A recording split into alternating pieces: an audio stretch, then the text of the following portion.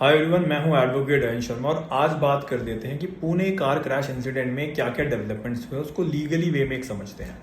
तो as per दी prosecutions case हुआ क्या था कि 18 मई की रात को ब्रह्मा रियल्टी के ओनर विशाल अग्रवाल के माइनर सन, जिनकी उम्र 17.5 से 18 साल के बीच में है, वो अपने घर से अपने फादर की पोर्शा गाड़ी लेकर निकलते हैं जिसकी कीमत करीबन 2.25 से 2.5 करोड़ रुपए है। वो लेकर निकलते हैं, अपने दोस्तों के साथ में क्लब में जाते हैं। क्लब का नाम है कोजी एंड ब्लैक। रात 9:30 बजे से लेकर 19 तारीख के 1 AM तक वो पार्टी करते हैं। 47,000 के करीब का बिल आता है। साथ ही साथ उनको अल्कोहल भी कंज्यूम करते हुए सीसीटीवी में ऐसा बोला जा रहा है कि वो अल्कोहल कंज्यूम करते हैं। बिल वगैरह आता है। पुलिस वो इन्वेस्टिगेशन कर रही है। दारू पीकर फ्रेंड्स के साथ में गाड़ी को रोड पर भगा रहे होते हैं। बाइक के साथ में एक्सीडेंट हो जाता है। बाइक सवार होते हैं 24 साल के 2 इंजीनियर। उनकी वहीं पर एक की मौके पर मौत हो जाती है, एक की हॉस्पिटल में जाकर मौत हो जाती है।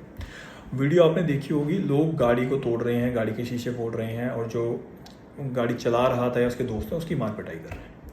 उसके बाद में एक FIR रजिस्टर होती है under section 304A of IPC, जो कहता है डेथ बाय नेग्लिजेंस, इसमें सजा 2 साल तक की होती है। ये ऑफेंस क्या है, बेलेबल है, यानी कि थाने से ही बेल हो जाती है।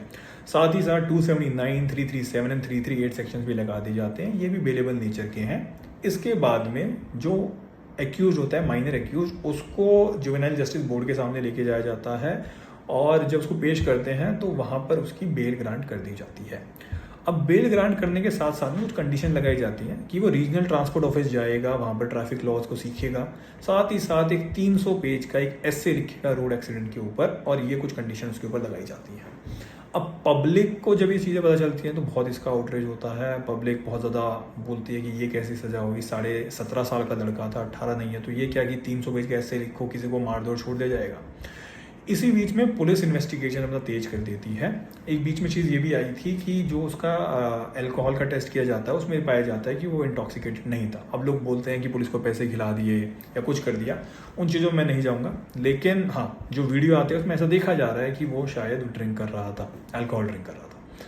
पुलिस अपना इन्वेस्टिगेशन करती है तो वो कोजी जो क्लब है उसके ओनर को, उसके बार के मैनेजर को, ब्लैक के बार के मैनेजर को, 2 एम्प्लॉयज़ को पुलिस अरेस्ट कर लेती है। उनको पुलिस कस्टडी भेज दिया जाता है एंड देन जेसी भेज दिया जाता है। साथ ही साथ जो स्टेट है वो जुवेनाइल जस्टिस बोर्ड में अपनी एक रिव्यू एप्लीकेशन फाइल करती है under section 104 of JJ act, और उसमें उस बेल ऑर्डर को चैलेंज करती है क्योंकि पुलिस ने 304 सेक्शन ऐड कर दिया होता है FIR में। 304 section as culpable homicide, punishment for culpable homicide, जिसकी सज़ा उम्र कैद तक की होती है या फिर 10 साल तक की होती है।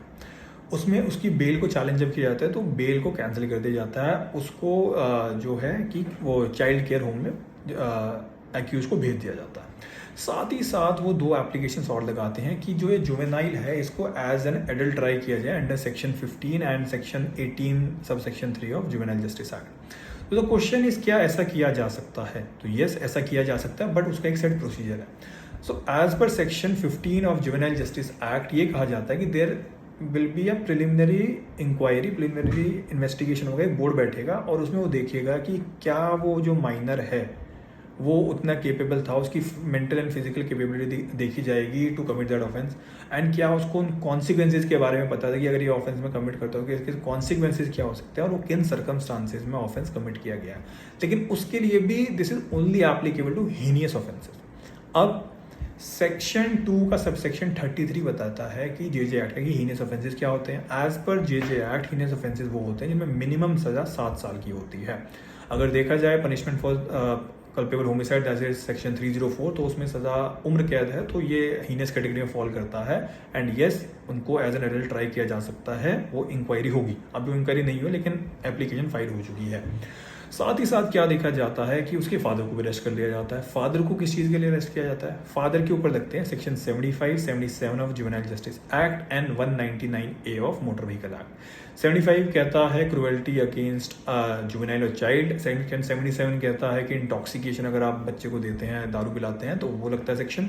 एंड 199A कहता है कि अगर एक चाइल्ड, माइनर, कोई भी रोड एक्सीडेंट करता है तो उसके गार्जियन को पनिश किया जाए, फाइन लगाया जाता है और कुछ कंडीशन इम्पोज की जाती हैं। तो उसमें उसके फादर को भी अरेस्ट कर लिया गया, औरंगाबाद से फादर अरेस्ट हुए। इसी बीच क्या देखा गया कि एक नया टर्न आता है केस में कि ड्राइवर सामने आता है और ड्राइवर बोलता है कि जी उस टाइम तो गाड़ी मैं चला रहा था। बहुत जाने माने ऐसे केसेस रहे हैं जिनके अंदर ये स्टेटमेंट दी गई है, कोर्ट ने एक्सेप्ट भी करी है, रिजेक्ट भी करी है, लेकिन पुलिस उसको ड्राइवर को अरेस्ट कर लेती है। जब ड्राइवर के साथ में उसकी इंक्वायरी की जाती है, इन्वेस्टिगेशन होता है, तो ड्राइवर डिस्क्लोज करता है कि ये मुझे बोलने के लिए बोला गया था उसके ग्रैंडफादर के द्वारा, यानी जो माइनर है उसके ग्रैंडफादर को भी पुलिस अरेस्ट कर लेती है। किन केसेस में?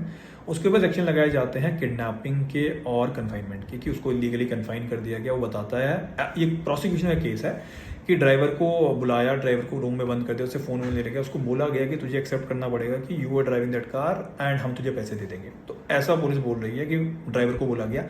इसी केस में उसके ग्रैंडफादर को भी अरेस्ट कर लिया जाता है। तो आज की कंडीशन ये है कि टोटल 8 लोग जुडिशियल कस्टडी में हैं। पहला तो वो माइनर अक्यूज, उसका फादर, उसका ग्रैंडफादर एंड 5 लोग जो क्लब से एसोसिएटेड, यानी ओनर, बार मैनेजर एंड दूसरे क्लब का मैनेजर, उसके 2 एम्प्लॉयज़। तो अब देखना ये होगा कि एज एन एडल्ट उसको ट्राई किया जाएगा या नहीं किया जाएगा, और उसके बाद में ट्रायल चलेगा। It will take good 2-3 years. उसके बाद में जजमेंट सुनाया जाएगा, शायद उसको सज़ा हो जाए या शायद उसको सज़ा ना हो। सज़ा हो भी जाती है तो देन हाई कोर्ट में अपील की जा सकती है, हाई कोर्ट के बाद सुप्रीम कोर्ट जाया जा सकता है, एंड उसके बाद एक फाइनलिटी आ जाएगी कि किसको क्या सज़ा होगी। आई होप वीडियो आपको इन्फॉर्मेटिव लगी होगी, तो share this video with everyone you know, and ऐसी और इन्फॉर्मेटिव वीडियोस देखने के लिए आप फॉलो करते रहिए मेरे पेज वकील साहब को। जय हिंद।